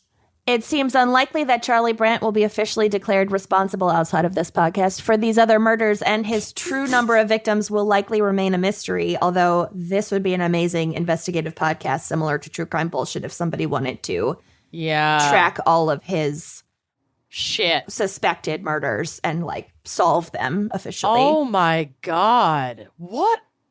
Wow. Never heard of this. Terry and Michelle's family have fought to have a law passed that would require that anyone who's ever killed another person be placed on a registry that is publicly available, like even if they killed someone as a child. Don't feel like that's too much to ask. I feel I mean, like we have a sex offender registry. Right. It's like, I feel like that is a line that I would be okay with when it's a crime that It's violent. to like keep track of that. Michelle's mother, despite Jim's recollections of conversations with Terry, has continued to express doubt that her sister was anything but totally ignorant of her husband's true nature. So Michelle's mother, Mary Lou, is Terry's sister, remember? So Terry's sister, quote, "It's just very hard for me to conceptualize that my sister could know something about a person who could do what Charlie did. If she knew that, could she have stayed with him? I don't know. I don't think so. In my heart, I don't believe so. I believe he had a covert evil nature, and I believe he was able to control it and cover it. He was an invisible criminal walking around." well, this reminds me of Gary Ridgway. Yeah. Yeah. Or BTK. Yeah, like these family, I mean, I guess Charlie didn't have kids, but it's just like you really can hide certain aspects of yourself, especially if you have a way to like kind of sneak out and get your needs met. Yeah, get your jollies off and To seem kind of normal at home. This Yeah. one seems even more sinister to me because of his mother's murder and the entire family just not fucking talking about it. I mean, push it down, baby. It was the 70s. yeah. I know, but I don't know. It's a mess. This one seems even grosser to me. Well, Yeah. because that can also, like, you can track the trauma and then the not dealing with the trauma to the continuation of violent behavior. Like, Yep. that's just, Well, yeah, that's like how it works. yeah, that's like how you make a serial killer, and like, we'll get to it. But I just yeah. hope Angela is okay and those other Seriously. sisters are okay and are getting help. I don't know. It's just so much. That is a lot. And like, Yeah. there's no right way to deal with your child shooting his mother and unborn child in the bathtub and killing them and also Yeah. shooting his father. But like, Right. There's I a don't wrong know. way. I don't know. I'm not passing judgment on this family. I just think that the way this all shook out was just It's just really sad. fucking it's really sad. fucking sad. Yeah. Yeah. yeah. Oof. And just a lot of completely innocent people lost Yep, their lives. suffered as a Yeah. result. Yeah. Also, if a person was found with their heart cut out and their head cut off on the Anywhere near specific Florida, key in Florida, Yeah. it was Charlie. Why How the were fuck there would you three not people with organs cut out and heads cut off and they weren't like Big Pine Key Killer? Right. Right. On the Super loose. seems like a pattern. I Yeah. don't know. Someone And dropped the ball the- there. Yeah. I don't know. And especially in times like the 70s and 80s, obviously it wasn't the 70s, but the 80s and 90s when like satanic panic is a thing, like you'd think.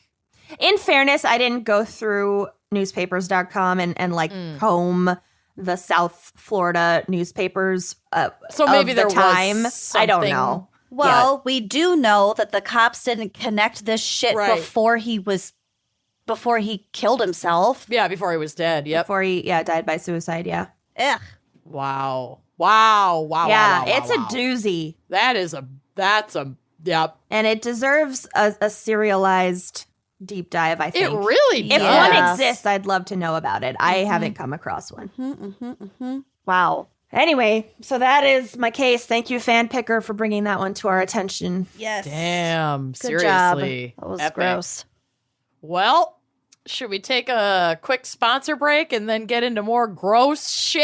Yeah, let's do it. That's our just what I job. want. Okay. Charlie Crimes, let's do it. Talk space. Not all work collaboration tools are created equal. Some help you organize your company's information, others allow you to manage projects together, but Notion does both. It is one tool for your whole team to do it all, and so beautifully designed that everyone will want to use it. It's really attractive, for one thing. So for companies of all sizes, Notion provides one central and customizable workspace that can be tailored to fit any team, big or small, and bring all teams together to get more done and to move faster.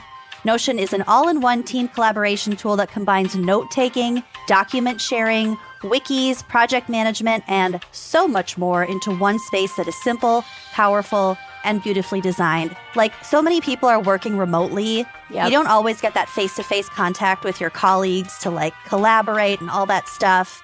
And the available tools out there, most of them are just an absolute headache. Like, you know, corporate tries to implement something and you're just like, what is this? Yeah, this doesn't work, or this feels like it was designed 10 years ago. Exactly. And it just kind of trickles down to like you and you're like, well, I don't know what I'm doing here. This could be so much better. And that's what Notion is. So with powerful integrations and seamless navigation, you'll have everything you need in one spot so you can make speed your advantage without the silos and context switching that slow companies down. Plus, Notion has a worldwide network of millions of users creating templates, tutorials, and new inspiration. Like I said, it's really pretty and very powerful. This product is getting better all the time, and you'll always have the support that you need. So find out how Notion may be the missing piece your team needs to grow, get more done, and delight everyone who uses it in the process. Learn more and get started for free at notion.so. You can check it out on your own and invite as many folks as you want to see how it works. Take the first step towards an organized, happy team today, again, at notion.so, and treat your work life. Treat it. All right, should we do this? Yeah. Choking on nuts over here. Classic. Just had to grab a quick handful of nuts. My doctor says Matthew. I can't do any activities where balls fly at my nose. Well, there goes your social Your social life. Okay. All right, are we ready for my case? No. Maybe. I don't know if you are. Is anyone great. decapitated? No, Oh, okay. but Other bad shit. other bad things. So today I'm going to be discussing the grossest man on earth, Charles. Donald Trump. Oh. I wish. Second grossest man on earth. Charles Schmid. Schmid. Schmid.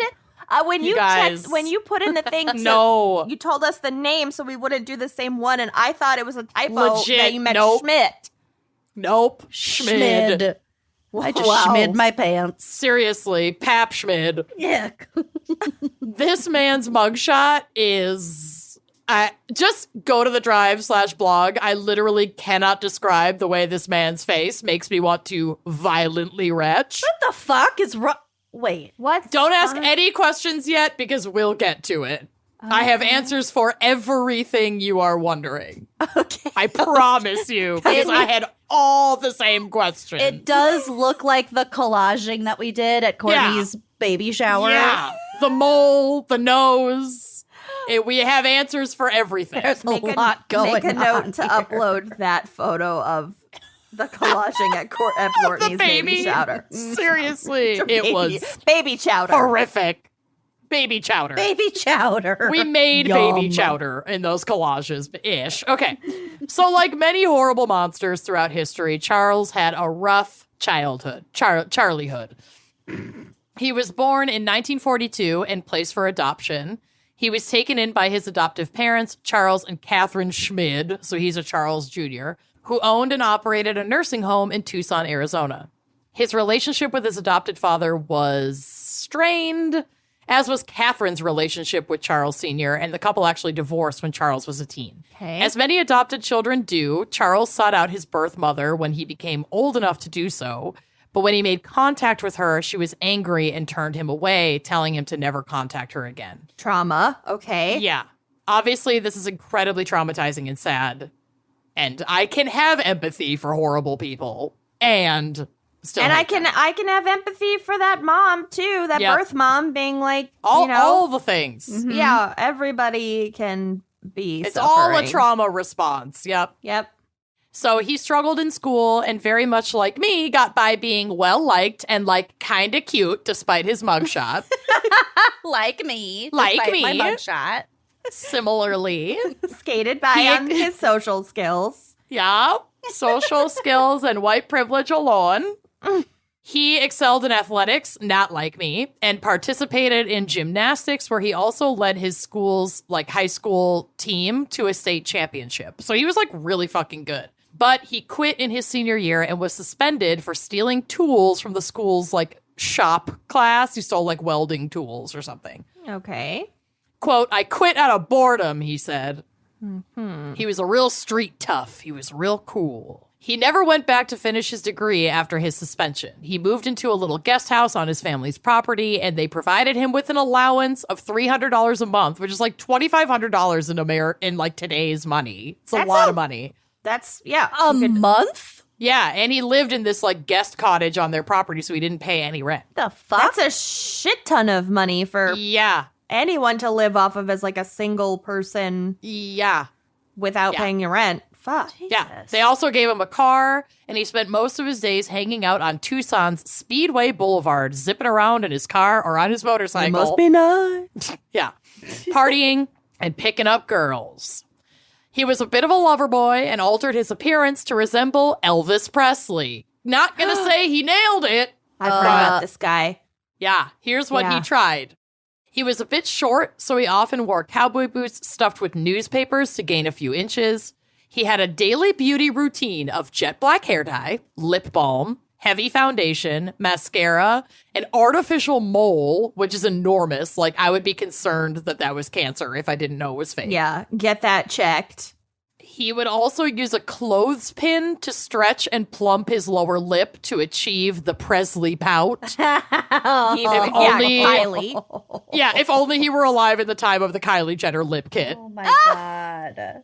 This look was topped off by a large bandage on his nose, which he claimed was broken in a non-existent fight. So we've got That like is a the bandage? Jinx Band-Aid, I guess. What if That it looks Blob. It looks like if somebody stuck like putty Silly on putty. their face. I seriously to think he grow just, a like- dick off of their nose. Right. It just looks like he spirit gummed wet gauze and then put like foundation over it. Like it's a mess. DIY skin graft. It's not cute. Why would he do that?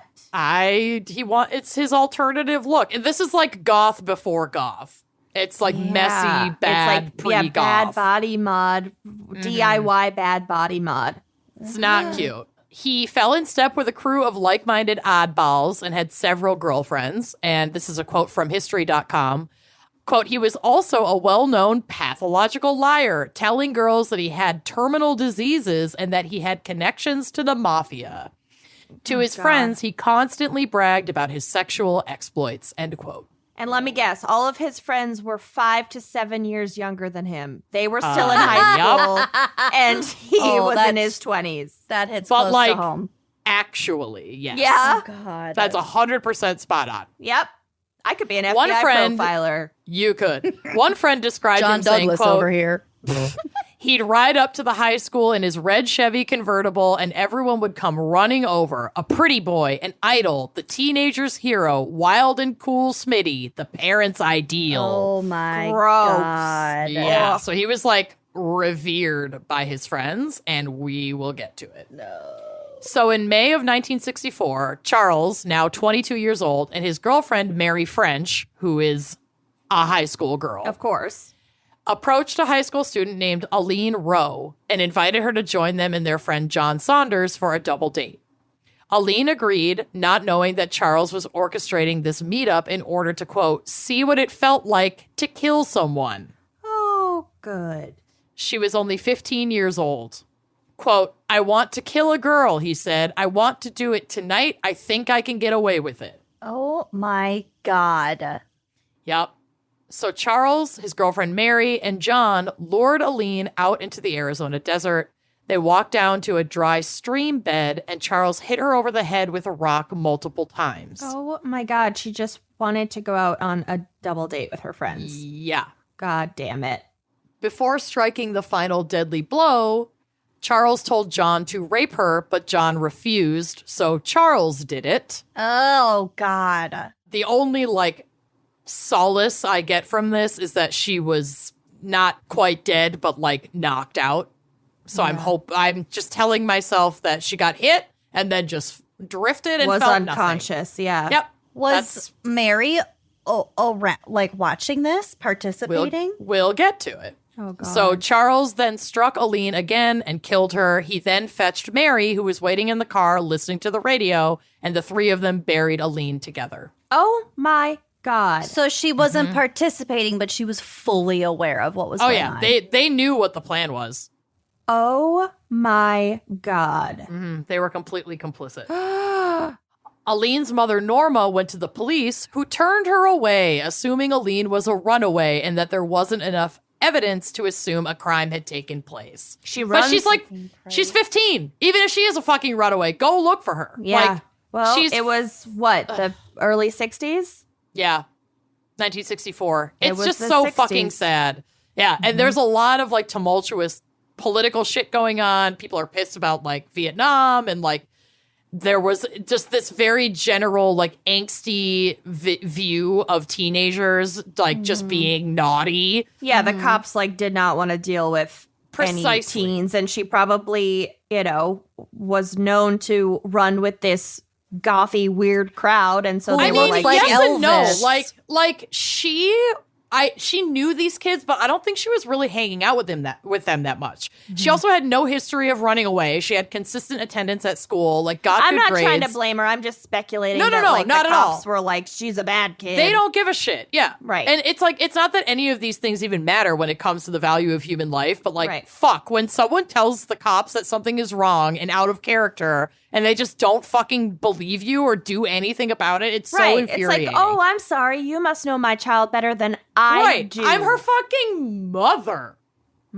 I can't. So Charles couldn't keep his mouth shut, and rumors soon spread that he and Mary and John were responsible for Aline's death. But no Couldn't one keep came his forward. artificially pouted mouth shut. Yeah, his giant fish mouth shut. Yeah, there's a paper clip inside of it. Of course he couldn't. Fucking use that clip, that close clip, to fucking shut your trap, whatever.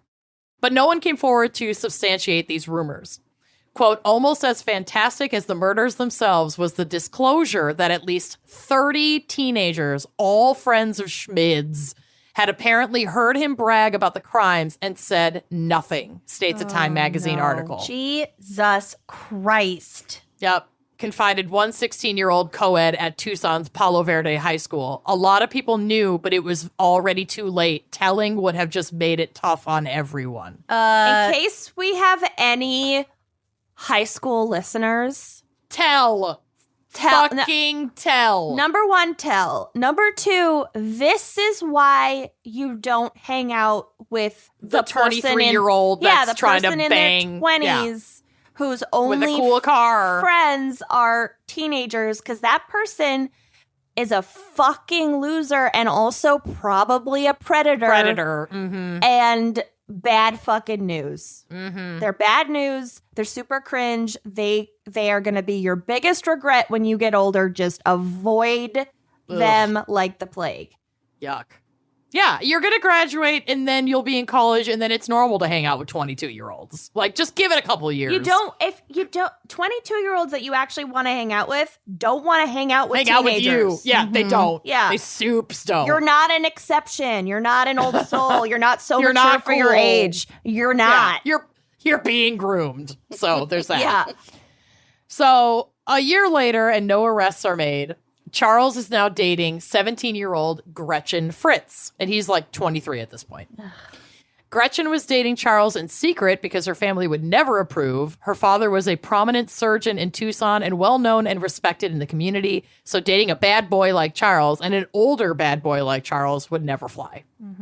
Charles confided in Gretchen about killing Aline as well as a previous murder of a young boy, but this can't be substantiated. But Gretchen didn't seem to mind Charles's past, and they continued their love affair. But also, like, she's 17. She's a fucking idiot. Like, it is what it is. Their brains are not formed. Yeah. You're just, she's a dumb little kid. But when Charles was over it and wanted to break up with Gretchen, she threatened to go to the police with what she knew if he left her. Okay, also don't threaten. Don't threaten, just do it. Just let him break up with you and then go tell. And Again, then not victim blaming. You're 17. You don't know what the fuck you're doing. You're just a little dum-dum in love. It's not your fault. Right. But we're learning from this mistake.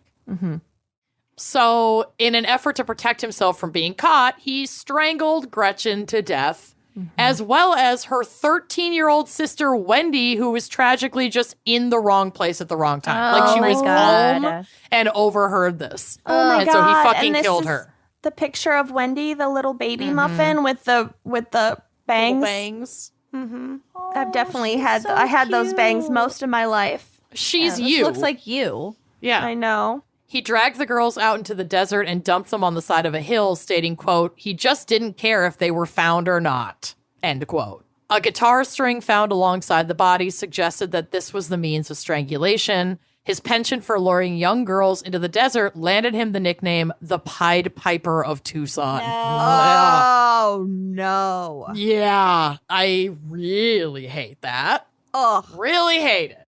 He then called his best friend to debrief, a man named Richard Bruns. God, between Richard Schmid and Schmid and Bruns. Bruns don't Spread your walk. Bruns and show me your Schmid. Ew. I know, I'm sorry, that was really gross. Anyway, Richard had become one of Charles' best friends and had seen his transformation over the years. Quote, I was a witness to him losing his mind, Bruns wrote in his book, I, a Squealer. That's the book? The name of the book. I, a Squealer? I, a Squealer. Jesus Christ. Okay. It's like, good for you, bud. The first draft of which he penned in 1966. Oh, my God. Yeah. Fucking Richard is also nuts, and we'll get to it. Quote, this is Richard saying this, like the time he grabbed his cat, tied a heavy cord to its tail, and began to bash it bloody against the wall. So this person is just an absolute Psychopath. nutcase. Yep.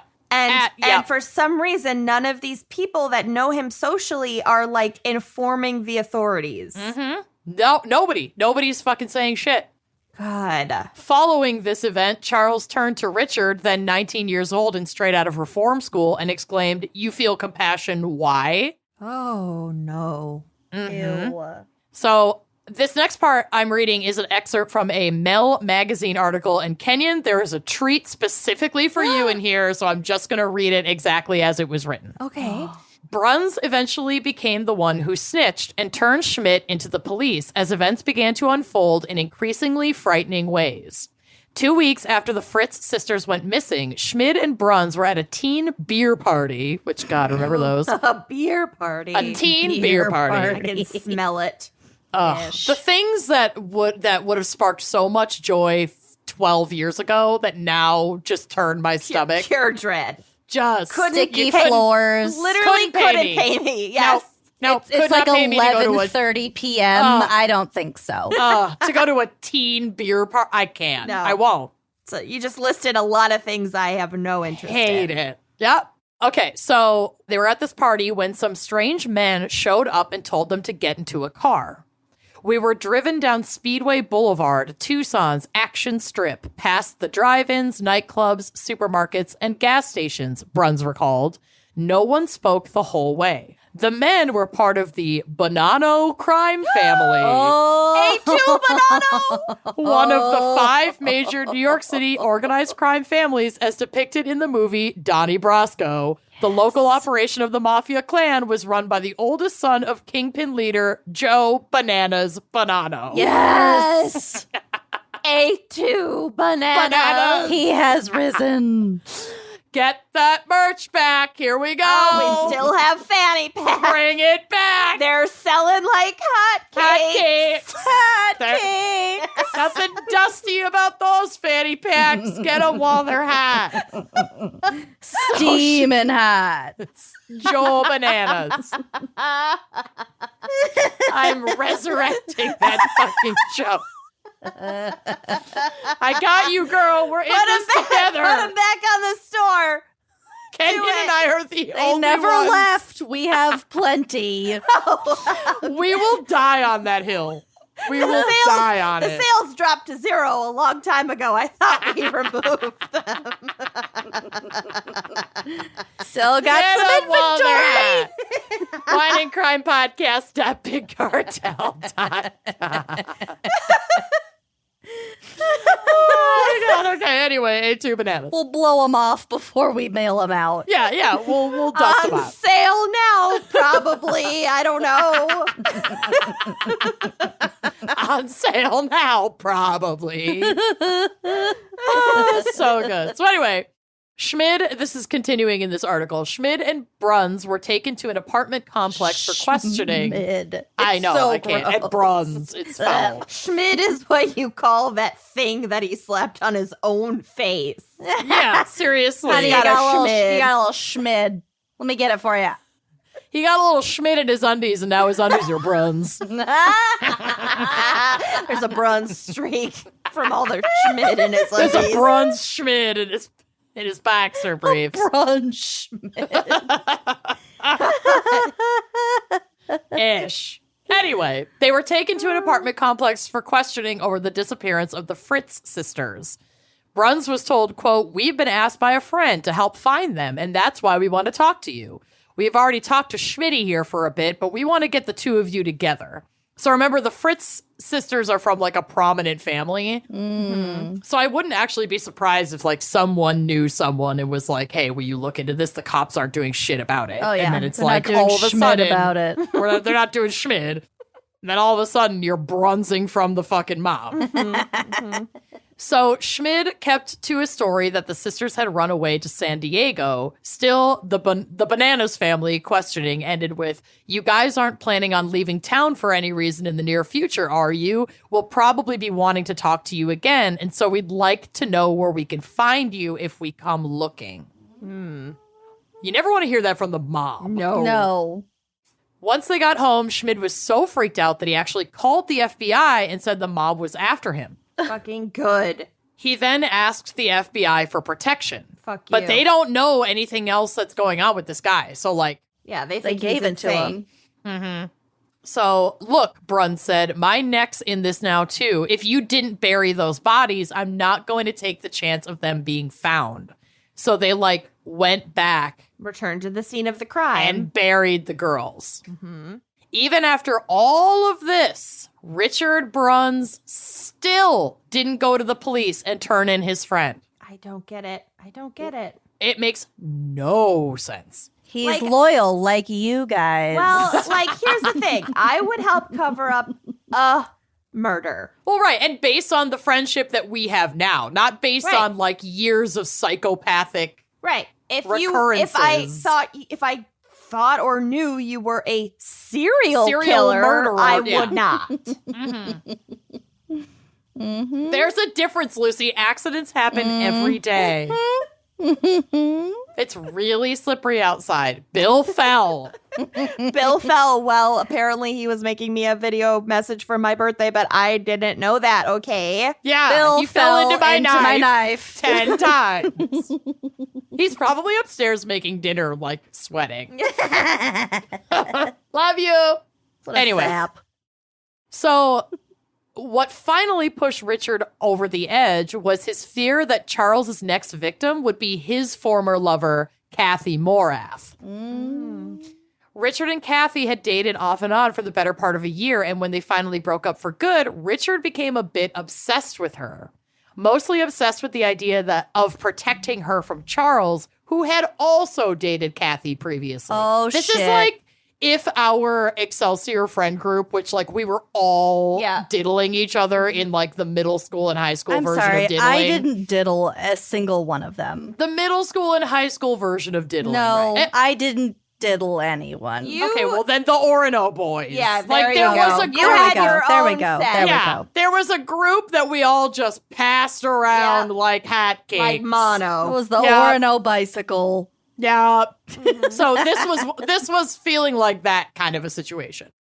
So Richard watched Kathy very closely. He made visits to her home every day and completely freaked Kathy out in the process, understandably so, because he's like stalking her. Yeah. Yep.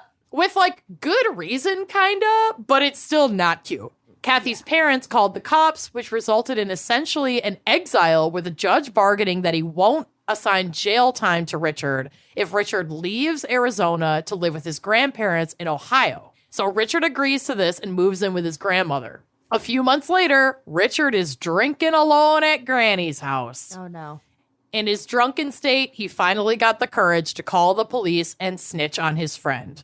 Charles Schmid was finally arrested and faced trial for the 3 confirmed murders of the teenage girls in 1966. Now, it might be 4 because he talked about killing someone else before Aline, but it couldn't be substantiated, so we just don't know. Okay. Richard testified against Schmid in this trial, spilling every detail of their tumultuous relationship, likely not motivated by his like moral compass, but to keep Charles from trying to turn the murders on him and get away with it. Yeah. And I think because he was complicit in the burial of the Fritz children, that he probably skirted some charges by giving everything he knew I'm sure. up to the police. He's Yeah. saying like a canary. Thank Yeah. God. Exactly. So Charles Schmid was found guilty of all 3 murders and sentenced to death by gas chamber in Arizona. Quote, when Schmid's sentence was handed down, his wife Diane, a 15-year-old girl that he'd married shortly after meeting her on a blind date, No. 2 months after murdering the Fritz sisters. Ew. Schmidt, this is Schmid's wife? No, yeah, Charlie Schmid married a 15-year-old girl. Ish. Yep. She burst into hysterical tears. Outside the courthouse, Schmid quietly told his child bride, "That's the way it goes." End quote. Psychopath. Oh my God. Oh, Can you my fucking even? God. There Yeah, shouldn't, this guy I don't is care if you're foul. pregnant. I don't care what. No one should be allowed to get married before they're 18. They're 21, 35. 35, Yeah. 40. Ever. No, For I know, any I know, I reason. know. Honey, I am with you. Schmid was then sent to death row at Arizona State Prison in Florence. But Charles would never see the gas chamber as the Arizona Supreme Court declared the punishment unconstitutional in 1971. So they took the death penalty completely off the table in the state in 1971. And his sentence was changed to 50 years to life. And like, there was no way he was going to fucking get out. With his life spared, he made 2 attempts to escape. Natch. Psychopath. Yep. I think both of them happened in 1972. First, he disappeared from his cell only to be found 3 hours later, crammed into a 15 by 12 inch clothes locker in the prison welding shop. Good job. Nailed it. Good job. A month later, he made another attempt, this time successful, with fellow convicted murderer Raymond Hudgens. Quote, according to the New York Times, Schmid put those high school gymnastic skills to use and climbed over a prison fence while class was in session in the education and rehabilitation section of the prison. God. The escaped fugitives were on the run for 2.5 days, during which time they momentarily held 4 hostages on a ranch near Tempe, Arizona. Oh my God. Yeah. Give it up, dude. I know. The 2 eventually split up and were captured separately. So I think after the hostage situation, they ran out separately, were captured. Charles was captured wearing a terrible blonde wig to hide his identity. And yes, that's the other photo on the drive. So that's his second mugshot That is. after his escape from prison. They didn't even take his wig off for the mugshot. Fuck no. You gotta be embarrassed by this for fucking ever. That wig is kind of fire. I kind of It's love not. it. It looks It's like super It not. looks like Kenyon in the morning. No, it does not. My hair. I won't even be that mean. I don't think it's me. She likes it. Does Kenyon, honey? No. I didn't like that far, but Although I could see you in this real cute turtleneck.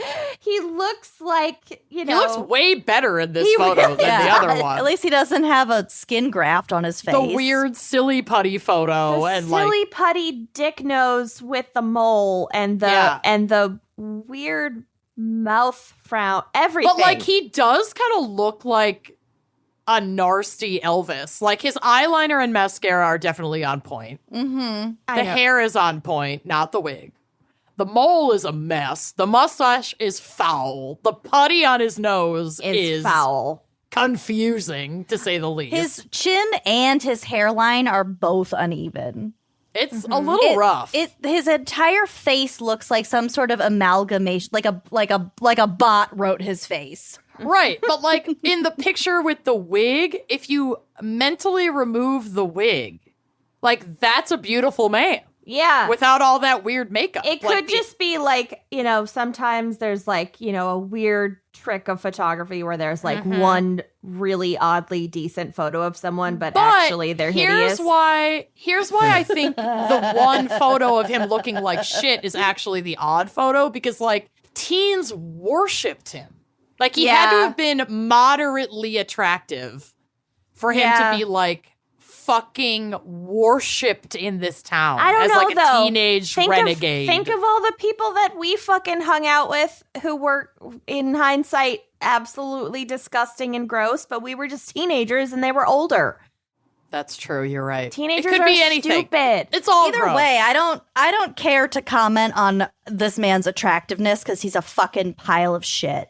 Oh yeah, he's a monster. Right. But that's the only thing where I'm like, maybe that's why he had such a hold over all these teenagers. That's why I'm like bringing it up. You're speculating. Yeah. I'm speculating. Yeah. So We're not actually in any way attracted to fuck this no. horrible Fuck no. waste He's of life. disgusting.